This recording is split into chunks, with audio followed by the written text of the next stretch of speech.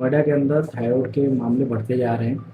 सबसे पहले तो ये बताइए कि थायराइड होता क्या है? थायराइड एक ऐसा हार्मोन है जो हमारी बॉडी के सारे फंक्शंस, मेटाबॉलिज्म यानी एनर्जी आउटपुट और हॉर्मोन्स को बैलेंस करता है। थायराइड हार्मोन दो प्रकार का होता है, T3 और T4, और उसको रेगुलेट करने के लिए एक हार्मोन रिलीज होता है जो TSH होता है। तो कुछ कंडीशंस में T3 और T4 घट जाते हैं, इसके कंपनसेशन में TSH बढ़ जाता है। ऐसे कंडीशंस हाइपोथायरॉयडिज्म कहलाते हैं। कुछ कंडीशंस में T3 और T4 के लेवल्स बढ़ जाते हैं, TSH का कंपनसेशन में घट जाता है। ऐसे केसेस को हाइपरथायरॉयडिज्म कहा जाता है।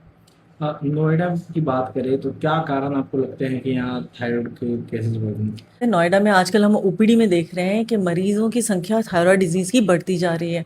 थायराइड एक ऐसा कंडीशन है जो हार्मोन्स को रेगुलेट करता है, हार्मोन्स को बैलेंस करता है, और उसके ऊपर लाइफस्टाइल फैक्टर्स जैसे पोल्यूशन या फिर डाइट, वेट गेन या weight loss, sedentary lifestyle, stress और स्लीप, इन सब का असर पड़ता है। तो जब ये लाइफस्टाइल फैक्टर्स कहीं से अफेक्ट हो जाते हैं, जैसे डाइट के अंदर अब आजकल जंक फूड बढ़ गया है, एरेटेड ड्रिंक्स बढ़ गए हैं, स्लीप साइकिल लोगों की डिस्टर्ब हो गई, स्क्रीन टाइम बढ़ता जा रहा है, वेट गेन होता जा रहा है, ओबिसिटी की तरफ जा रहे हैं और एक सेडेंट्री लाइफस्टाइल आ रहा है, ये सारे लाइफस्टाइल फैक्टर्स ऐसे हैं जो थायराइड डिजीज होने को सपोर्ट करते हैं। अगर किसी को थायराइड है तो उसका सिम्टम क्या है, कैसे पता चले उसे कि उसे थायराइड है?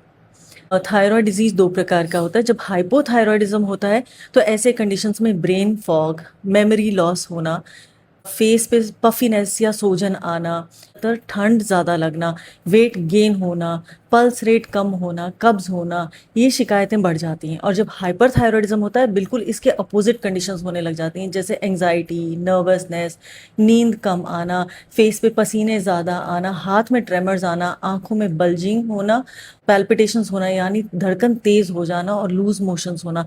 जब इस तरह के कंडीशंस आते हैं तो हाइपरथायरॉयडिज्म की निशानी होती है।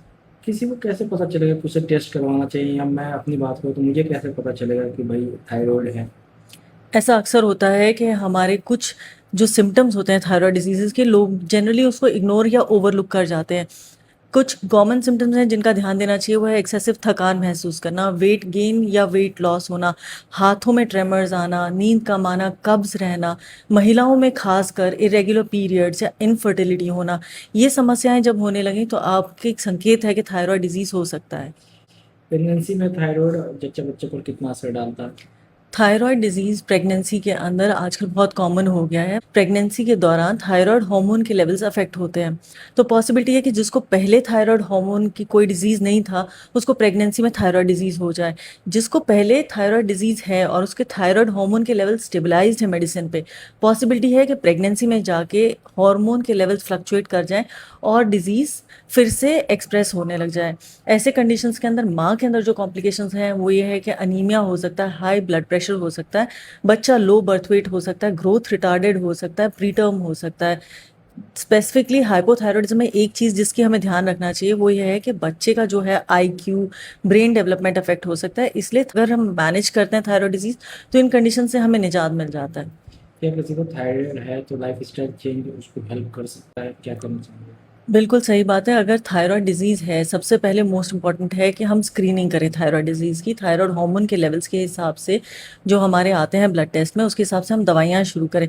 बट अगर हम लाइफस्टाइल फैक्टर्स की बात करते हैं तो लाइफस्टाइल फैक्टर्स काफ़ी हद तक थायराइड डिजीज़ के अंदर सपोर्ट करते हैं हमें। हमें ध्यान रखना चाहिए कि हम खाने में refined fats, sugars, aerated drinks, package drinks avoid करें। हम वेट अपना रिड्यूस करें, जितना एज के हिसाब से, हाइट के हिसाब से उतना वेट मेंटेन करके रखें। एक्सरसाइज को अपने लाइफस्टाइल का हिस्सा बनाएं। स्ट्रेस घटाएं, जैसे मेडिटेशन और योगा ऐड करें अपनी लाइफस्टाइल में। और फाइनली है कि स्क्रीन टाइम कम करें ताकि स्लीप डिस्टर्बेंस कम हो और स्लीप प्रॉपर हो हमारी। अगर हम इन फैक्टर्स को फॉलो करते हैं तो थायराइड डिजीज़ मैनेज करना बहुत आसान होता है।